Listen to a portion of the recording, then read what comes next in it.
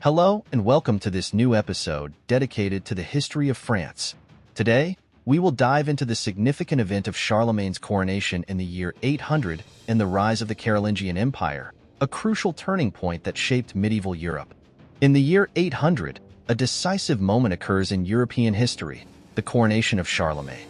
On Christmas Eve, Pope Leo III crowned Charlemagne as Emperor of the Romans during a grand ceremony at St. Peter's Basilica in Rome.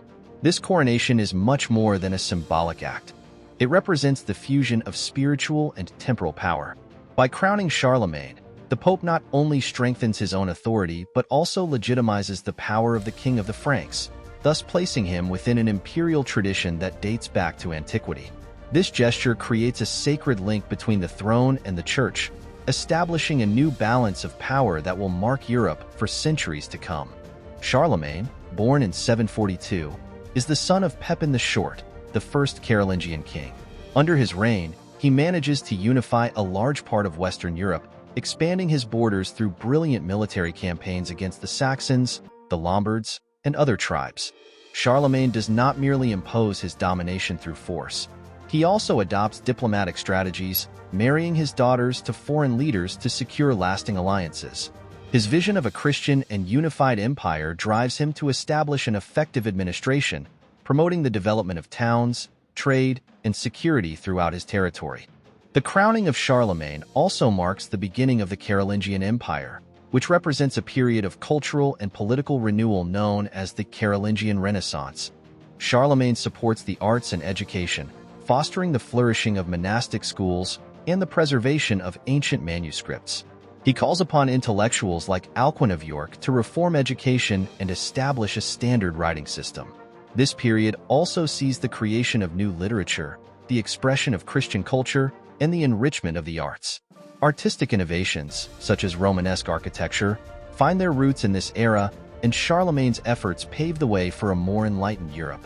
The Carolingian Empire is characterized by a decentralized administration, with counts and dukes exercising local power on behalf of the emperor.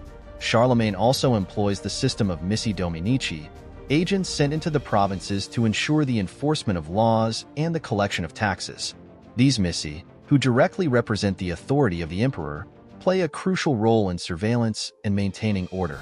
Through these administrative reforms, Charlemagne manages to uphold order and unity in a vast and diverse empire, thus ensuring the loyalty of his subjects.